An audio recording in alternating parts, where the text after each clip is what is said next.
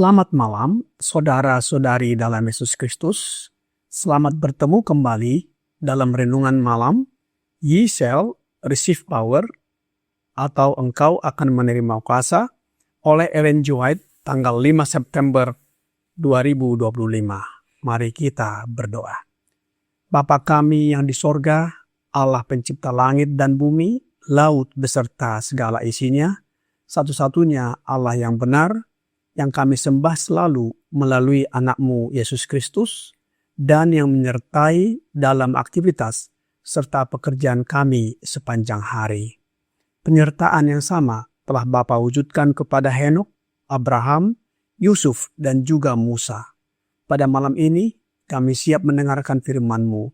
Mohon karuniakan Roh Yesus Kristus dalam hati kami, sehingga dapat mengerti firman-Mu dan menghidupkannya dalam kehidupan kami sehari-hari. Sertalah dengan kami sepanjang malam ini, ya Bapa. Kami persembahkan doa ini di dalam nama Yesus yang adalah Tuhan dan Juru Selamat kami. Amin.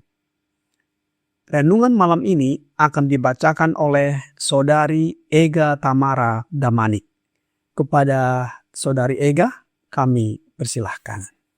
Terima kasih.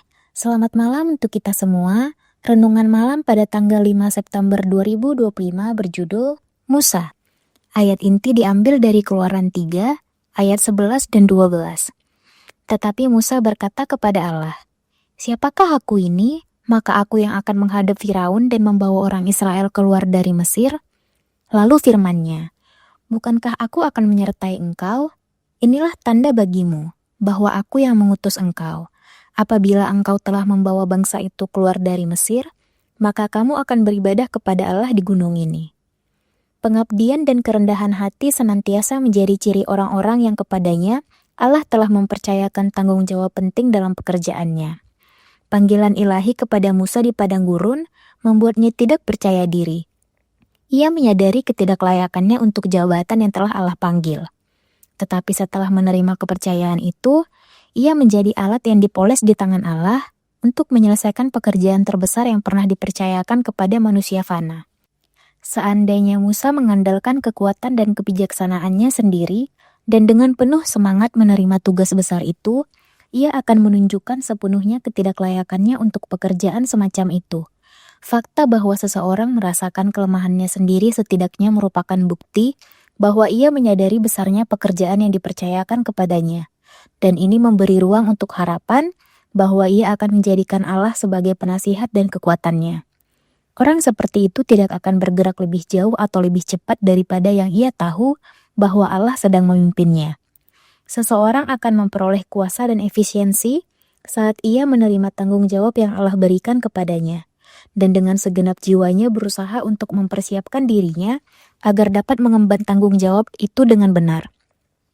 Betapapun rendahnya posisinya atau terbatasnya kemampuannya, orang tersebut akan mencapai kebesaran sejati yang dengan riang menanggapi panggilan tugas dan dengan percaya pada kekuatan ilahi, berusaha untuk melaksanakan pekerjaannya dengan setia. Ia akan merasa bahwa ia memiliki amanat suci untuk melawan kesalahan, untuk menguatkan kebenaran, untuk meninggikan, menghibur, dan memberkati sesamanya. Kemalasan, keegoisan, dan cinta akan pengakuan duniawi harus tunduk pada panggilan yang luhur dan suci ini. Dengan terlibat dalam pekerjaan seperti itu, orang yang lemah akan menjadi kuat, yang penakut menjadi berani, yang bimbang menjadi teguh dan tegas. Setiap orang menyadari pentingnya kedudukan dan jalannya, karena sorga telah memilihnya untuk melakukan pekerjaan khusus bagi raja segala raja. Orang-orang seperti itu akan meninggikan dunia dengan lebih baik karena mereka telah hidup di dalamnya. Pengaruh mereka dikerahkan untuk mengangkat, memurnikan, dan memuliakan semua orang yang berhubungan dengan mereka. Dan dengan demikian, mereka membantu mempersiapkan sesama mereka untuk istana sorgawi. The Signs of the Times, 11 Agustus 1881. Terima kasih atas penata layanan Saudari Ega. Tuhan Yesus memberkati. Saudara-saudari dalam Yesus Kristus, selama masa pengasingan, Musa dipersiapkan oleh Tuhan untuk memimpin bangsa Israel keluar dari tanah Mesir dan melepaskan mereka dari perbudakan. Ia belajar kerendahan hati dan pengendalian diri saat menggembalakan domba milik mertuanya Yitro. Pengalaman sebagai gembala melatihnya menjadi pemimpin rohani. Saat di Gunung Horeb, malaikat Tuhan menampakkan diri kepada Musa di dalam menyala api yang keluar dari semak duri, dan semak duri tersebut tidak terbakar. Kejadian 3 ayat 2. Tuhan memanggilnya, menyatakan tempat itu suci, dan memperkenalkan diri sebagai Allah nenek moyangnya. Alkitab berkata di dalam Keluaran 3 ayat 7-9. Dan Tuhan berfirman, aku telah memperhatikan dengan sungguh-sungguh kesengsaraan umatku di tanah Mesir, dan aku telah mendengar seruan mereka yang disebabkan oleh pengerah-pengerah mereka. Ya, aku mengetahui penderitaan mereka. Sebab itu, aku telah turun untuk melepaskan mereka dari tangan orang Mesir dan menuntun mereka keluar dari negeri itu ke suatu negeri yang baik dan luas, suatu negeri yang berlimpah-limpah susu dan madunya, ke tempat orang Kanaan, orang Het, orang Amori, orang Feris, orang Hewi, dan orang Yebus. Sekarang seruan orang Israel telah sampai kepadaku, juga telah kulihat betapa kerasnya orang Mesir menindas mereka. Tuhan dalam huruf besar adalah Allah Bapa, mendengarkan seruan bangsa Israel yang menderita dan bermaksud melepaskan mereka. Allah Bapa melalui kehadiran malaikatnya turun dan bertemu dengan Musa dalam semak duri yang berapi tersebut. Tuhan memerintahkan Musa untuk memimpin mereka keluar menuju tanah yang dijanjikan. Keluaran 3 ayat 10. Namun, apa jawaban Musa? Ayat inti di dalam Keluaran 3 ayat 11 dan 12 berkata, tetapi Musa berkata kepada Allah, siapakah aku ini? Maka aku yang akan menghadap Firaun dan membawa orang Israel keluar dari Mesir? Lalu firman-Nya, bukankah aku akan menyertai engkau? Inilah tanda bagimu bahwa aku yang mengutus engkau. Apabila engkau telah membawa bangsa itu keluar dari Mesir, maka kamu akan beribadah kepada Allah di gunung ini. Kemudian Musa berkata kepada Allah dalam Keluaran 3 ayat 13. Lalu Musa berkata kepada Allah, tetapi apabila aku mendapatkan orang Israel dan berkata kepada mereka, Allah nenek moyangmu telah mengutus aku kepadamu, dan mereka bertanya kepadaku, bagaimana tentang namanya? Apakah yang harus kujawab kepada mereka? Musa merasa kesulitan, dan tentang hal ini Roh Nubuat berkata di dalam buku Patriarchs and Prophets halaman 252 paragraf 4. Musa memikirkan tentang kesulitan-kesulitan yang akan dihadapinya dan juga tentang kebutaan, kebodohan, serta sikap tidak percaya daripada bangsanya itu. Banyak dari antara mereka yang tidak mempunyai pengetahuan akan Allah. Bahwa sesungguhnya katanya, aku mendapatkan orang Israel dan berkata kepada mereka, Allah nenek moyangmu telah mengutus aku kepadamu. Dan mereka bertanya kepadaku, bagaimana tentang namanya?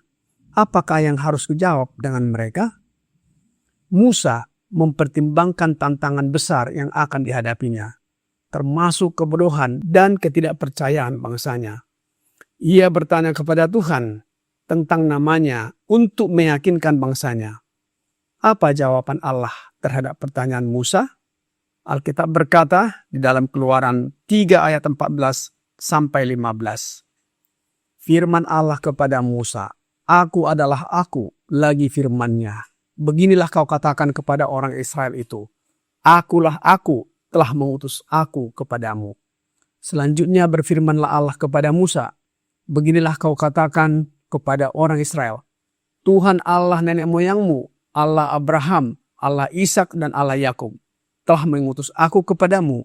Itulah namaku untuk selama-lamanya, dan itulah sebutanku turun-temurun. Musa menunjukkan kerendahan hatinya dan ketidakinginannya untuk memikul tugas besar, namun diteguhkan oleh janji Tuhan bahwa ia akan menyertainya.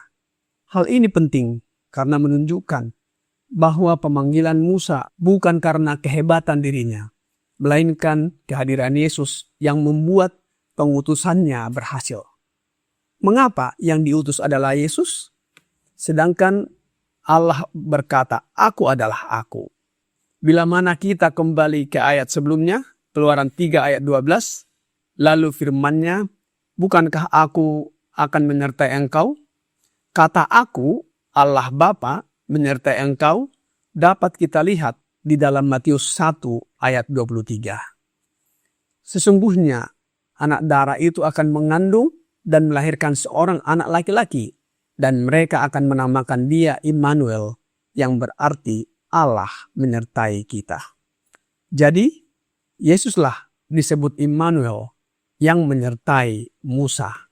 Mari kita lihat kembali tulisan Roh Nubuat berikut ini, The Spirit of Prophecy, volume 1, halaman 17, paragraf 2, berkata, Sang Pencipta Agung mengumpulkan bala tentara sorgawi, agar di hadapan semua malaikat, ia dapat memberikan penghormatan khusus kepada anaknya.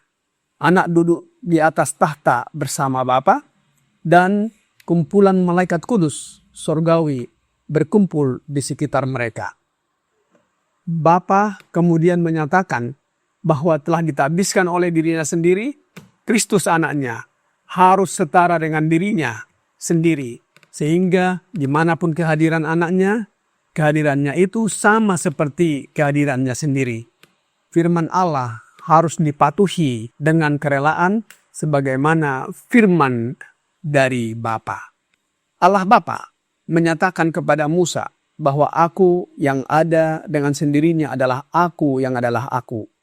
Kekal yang akan menyertai engkau dan pimpin orang Israel keluar dari Mesir.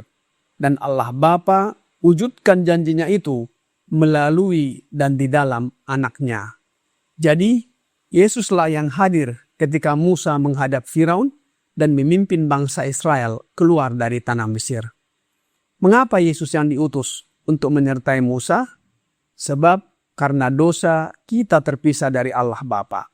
Allah Bapa sediakan jalan agar manusia dapat terhubung kembali dengan Bapa. Yesaya 59 ayat 2. Selanjutnya, Roh Nubuat di dalam buku That I May Know Him, halaman 12, paragraf 3 berkata, Kristus menggunakan nama besar Allah yang diberikan kepada Musa untuk mengungkapkan gagasan tentang kehadiran kekal. Lihat Keluaran 3 ayat 14. Saat anak Allah mengatakan, Aku adalah aku, Kristus menggunakan nama besar Bapanya untuk menyatakan gagasan tentang kehadiran kekal kepada Musa. Selanjutnya, masih dalam buku yang sama, halaman 12, paragraf 2 berkata, Aku adalah berarti kehadiran yang kekal, masa lalu, sekarang, dan masa depan adalah sama bagi Allah. Jaminan kepada Musa bahwa Allah menyertai dia melalui anaknya Yesus Kristus merupakan jaminan yang sama bagi kita, bahwa Allah dahulu datang kepada Musa untuk menyatakan kelepasan kepada bangsa Israel adalah Allah yang sama, yang sekarang menyertai kita, Allah yang tetap dari dahulu, sekarang, dan selama-lamanya. Ingat bahwa kelepasan serta penyertaan Allah bagi kita dinyatakan hanya melalui satu jalan, yaitu Yesus anaknya yang tunggal, bukan yang lain, yang sering disebut dengan Allah anak. Sebab Segalanya Allah Bapa telah berikan kepada anaknya Yesus Kristus. Matius 28 ayat 18. Seluruh kehendak Allah terpenuhi di dalam anaknya. Kiranya renungan malam ini membawa pembaharuan bagi kita. Tuhan Yesus memberkati. Mari kita berdoa.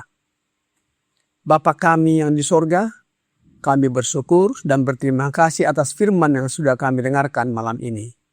Sebagaimana zaman dahulu, Allah Bapa menyertai Musa melepaskan bangsa Israel dari perhambaan Mesir, demikian juga Allah Bapa melepaskan kami dari perhambaan dosa melalui Yesus Kristus. Mohon kehadiran Roh Yesus Kristus tinggal di dalam hidup kami, ya Bapa, agar kami hidup menurut kehendak-Mu dan tabiat kami diubahkan menjadi sama dengan tabiat-Nya. Banyak dosa dan pelanggaran yang kami lakukan, ya Bapa. Ampunilah kami. Kami persembahkan doa ini hanya melalui anak-Mu, Yesus Kristus yang adalah Tuhan dan Juru Selamat kami. Amin.